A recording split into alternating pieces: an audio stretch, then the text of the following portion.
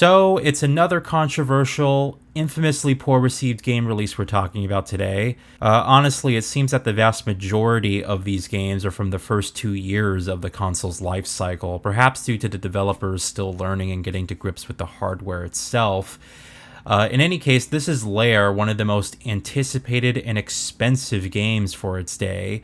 This was touted by Sony and the public as well, that this is the reason you want to get a PS3. And as history has shown us, this was a colossal failure. And I picked up the game for my collection and played it and completed it, and I'm here to give my thoughts. And I'm just wondering, is this another 2006 Sonic type experience, or are we closer to something like Vampire Reign here, or perhaps somewhere in between? That's what we're going to find out. So here we go. Lair is an action-adventure title that puts you in this fantasy world where there's two different nations basically fighting for control. Now, the planet was devastated by a series of naturalistic events which kind of split off the last bit of humanity into these two nations, and they have been at war for a millennia. They fight with swords, battleships, catapults, and most notably, dragons. Now, your character belongs to one of these factions, and he's a high-ranking soldier and well-respected within his class. And you start to sort of unravel the story as it's being told here, and there's basically a corruption within the nation that you're a part of. And you start to discover that things just aren't really what they seem. There's also some light religious undertones throughout this entire plot, and even the divine leaders kind of influence and attempt to spin the world into their own direction. And this kind of catapults the story into this drama where your character is kind of the smart one who's able to see that just things aren't quite right. And you go rogue, you sort of act on your own eventually, and you start to learn that the two nations, well, there's a very clear line of who's evil and who's pulling the strings. Now, all of this may sound kind of generic, and I won't say it's something, new or perhaps interesting, but there is a story here that's very kind of cinematic the way that it's told, and it feels almost at times that you're watching a film, and that has to be due to the game's quite beautiful CGI cutscenes, along with an incredible, fantastic soundtrack. And, the story, again, isn't award-worthy, but I must say I quite enjoyed seeing it unravel. And again, it's nothing unique, but you can tell at least that a considerable amount of effort was put into the presentation. And as a result, it's a game that you can just be entertained with just by watching it. So very briefly, let's take a look at the box art for Lair on PlayStation 3. I think it's a cool cover art for this one. I like the dragon kind of blasting fire on the enemies below. That looks pretty cool.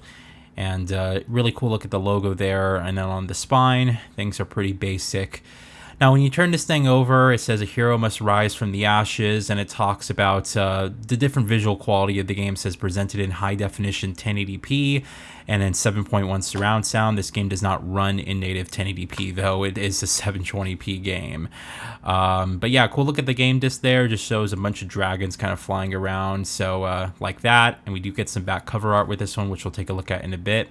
Now, the manual is just excellent. It's a perfect full color manual with a decent number of pages that kind of goes into detail about the controls and the setup menus and the world and stuff like that. They do a great job with just kind of getting you prepared and getting you all the knowledge that you want to know about in the manual. So I quite enjoyed them kind of seeing this put together and stuff. And there's a good look at the credits. And we get some nice advertisements on the back. There's a look at the original launch PlayStation Store, which is interesting. A full 2-page ad for the first Uncharted game, which I cannot wait to re-review. And then we have an ad for Ratchet & Clank Tools of Destruction and Warhawk, which I took a look at, as well as MotorStorm. So a lot of cool upcoming games. This was 2007, so very excited to take a look at that. And there's a look at the back cover art, which looks pretty cool on the PlayStation 3 boxes. So yeah, cool look at the box art for Lair on PS3, as well as the manual. Everything's just really well presented with this one. Now, as for the visuals of Lair, this was an early PS3 title, and so far I've been quite impressed with just how well some of these early PS3 games have held up. Think like MotorStorm and Warhawk. But Lair sits a good deal behind those two games and falls realm into being at times impressive in scale, but detail-wise, very inconsistent. For one, this game's signature moments are these large battlefields where you sort of get freedom to fly around and unleash destruction on the enemy combatants. And the scale of these maps is pretty crazy. The game does a good job at rendering these large environments. And I very much like the water effects and just the scale of the structures here and everything. All that looks fantastic.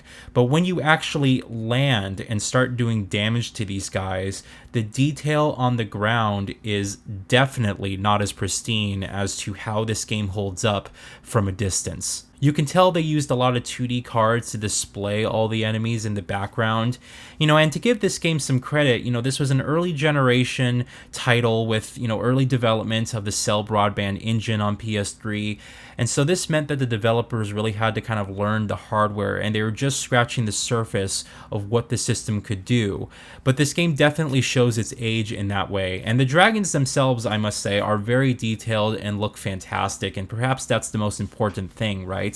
And there's also a few stages in here that really kind of highlight the variety of levels. So what you're seeing here, things don't always just look the same as you're playing through it. They change up a lot of the levels, and there's a good amount of variety in terms of the battles you'll be facing in. And in terms of sound design, this fares much, much better. This truly sounds cinematic once you're playing it. The soundtrack in particular deserves notable praise. John Debney composed the music for Lair, and he has done notable films like Sin City and Passion of the Christ and whatnot. And everything here just sounds incredible and grand, and it just does the game more justice than it can really handle. It feels almost at times that the scale of the music is larger than the game itself, but that's just detailing how great the soundtrack is. The theme song is going to stick in your head for a good month after you're playing it. But as far as the audio design goes, this is also equally well done, and they just did a great job with the dragon sounds. They got the echoing and the bass of the roars, and when the flames are being exhausted, it's just this screeching sound effect. It's just a tremendous sounding game that really impresses and feels larger than life, and all this works together to great effect in elevating every scene and in animation on offer. Now, I wanted to touch upon the controls last, as this is the main issue that a game like Lair has. Often this game is referred to as one of the PS3's worst exclusives ever, and a part of that was undoubtedly due to the insane massive hype surrounding this game's release, and Sony really touting this as a core reason you'd want the system at all.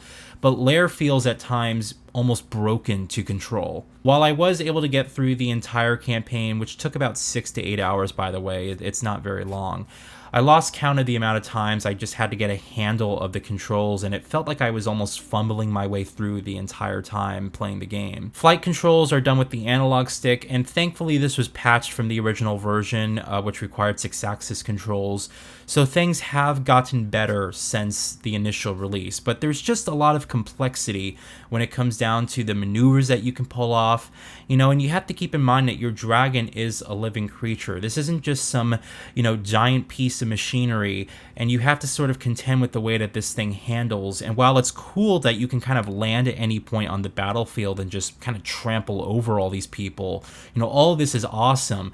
But coupling these cool moments are severe frame rate drops into the 20s and even the teens. And it just doesn't feel good to play. It doesn't look good in motion when the frame rate drops like this. And it can at times really impact the enjoyment of the experience that you're having, just kind of playing everything else. I don't want to downplay some of the real cool moments in this game, because it definitely has some of those. There's a neat stealth section at night where you're kind of dodging giant lanterns, and it feels almost like you're playing Ace Combat. And then there's these incredible dogfights in the air as you're sort of engaging one-on-one with the other dragons, and you're tumbling out of the sky, and it just looks really cool. On the whole, these moments feel fleeting, though, in comparison to a game that is just capsulated in poor controls. And while it's not as bad as some of the infamously terrible games like Sonic 2006 and Spider-Man 3, it feels as if it needed at least another year in development to really get the feeling down perfectly for how this game should play and handle. Overall, I must say I had a decent time with Lair. It's not unplayable, the story is serviceable, and the soundtrack is just amazing, but its inconsistent visuals and poor controls just really weigh this thing down. And I think it's an interesting experiment. Also, when you look at the time frame, when Sony was really kind of funding these games, they spent $25 million developing this game, which is just insane. This was 2007, so that amount of money during that time, where video games were still not as well respected or mainstream as they are today. It's just an incredibly large amount of cash, and unless you're intrigued by what you're really seeing on screen here, I would say Lair is basically a pass. Again, it's interesting, but just nothing groundbreaking or worthwhile. But let me know if you guys picked up this game back in the day and played it when it was new, and what your experience was like back then. I'd be very curious to hear that. And appreciate all you guys watching this video, and we'll discuss later. Thanks.